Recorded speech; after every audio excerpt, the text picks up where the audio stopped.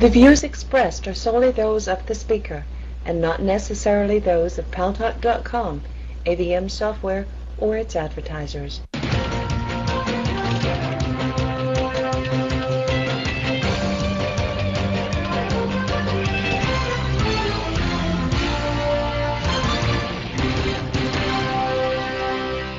News Talk is online. News Talk Online is a production of Paltalk.com, the largest multimedia interactive program on the internet with more than 4 million unique users on demand on iTunes and on YouTube. And on my blog, GaryBaumgarten.com, where you're encouraged to post your comments, whether you agree with yours truly or not. And thanks to our good friends at CRN Digital Talk Radio, we're syndicated to an additional 12 million households.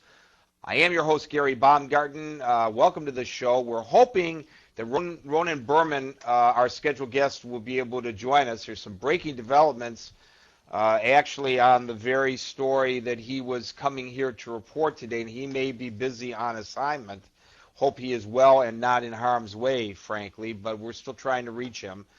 Bergman has been writing, and he wrote a book in which he has collated all of his reporting about the secret war with Iran. And I really want to hear from him and from you as well, your feelings about the United States approach under the new administration to Iran, given the fact that Iran has shown itself to be an exporter of terrorism all around the world, including not only in the Middle East, in Lebanon, and in the Palestinian territories, and in Israel, but in Argentina as well, where the Iranians were behind the bombings of Jewish institutions there in Buenos Aires. Interestingly, today, as we gather to talk about what's been going on with Iran, and I have some of the information from the book to share with you. But before we get into that, the Telegraph in the United Kingdom is reporting today that Israel has been using hitmen, sabotage, front companies, and double agents to disrupt the illicit weapons project going on right now in Iran. The most dramatic element of the decapitation program, as it is called, according to the Telegraph, is the planned assassination of top figures involved in Iran's atomic operations. Despite fears in Israel and the United States that Iran is approaching the point of no return in its ability to build atom bomb, Israeli officials are aware of the change in mood in Washington since President Barack Obama took office. They privately acknowledge the new U.S. administration is unlikely to sanction an air attack on Iran's nuclear installations. And Obama's offer to extend a hand of peace to Tehran puts any direct military action beyond reach for now.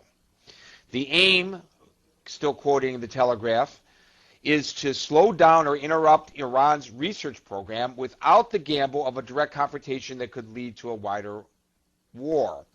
A former CIA officer told the Daily Telegraph, quote, "Disruption is designed to slow progress on the program, done in such a way that they don't realize what's happening. You are never going to stop it." Well, apparently now they do know that it's happening, don't they? Thank you very much. I'm going to now focus a little bit on some of the points that Bergman underscores in his book, The Secret War with Iran, the 30-year clandestine struggle against the world's most dangerous terrorist power.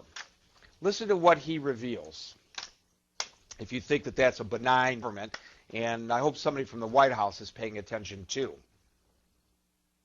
In 2005, a Hezbollah cell based in Montreal, ladies and gentlemen, rented 2 apartments in New York City. Its members began surveillance of various department stores and an FBI office in Manhattan.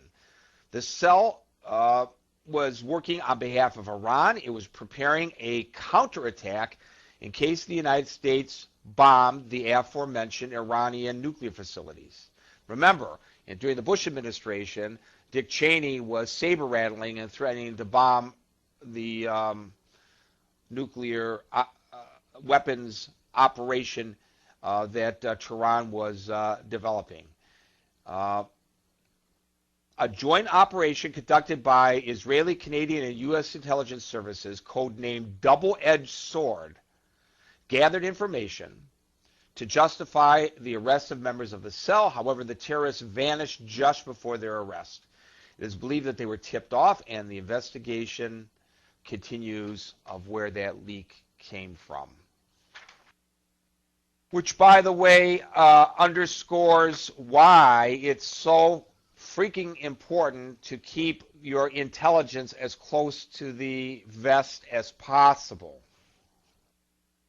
You know, I am conflicted a little bit before we go on with some more of Ronen Bergman's revelations about how the news media ought to be reporting these things. A little conflicted. Because as you all know, I come from many years of being a mainstream journalist prior to coming to this program. And you know, there was a day when it was okay to report on lapses in security at airports and activities involving police agencies and intelligence agencies as they leaked that information out. But you know what? Some of this stuff really ought not to be reported. You know, at least not until after the fact. You're putting lives in danger, not just the intelligence officers, but the lives of civilians. If attempts to thwart an attack are themselves thwarted by overly aggressive reporting.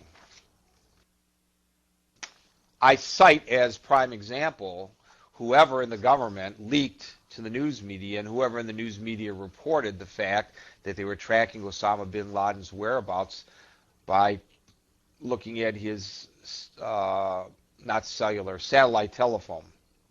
They were able to get a footprint and know exactly where he was, and they were about to launch an attack on Osama bin Laden. But of course, somebody with that information leaked it out to the news media, and somebody in the news media reported on it.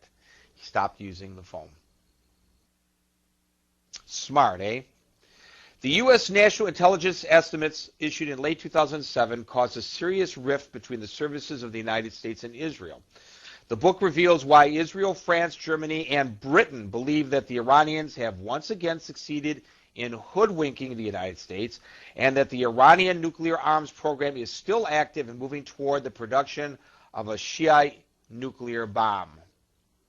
Now, I know there are those in the audience who will refer to the national intelligence estimates and say, come on, Iran does not pose a threat. But in actuality, Iran does pose a threat. I just have been informed by Boaz Frankel that Ronen Bergman was on deadline, but will be joining us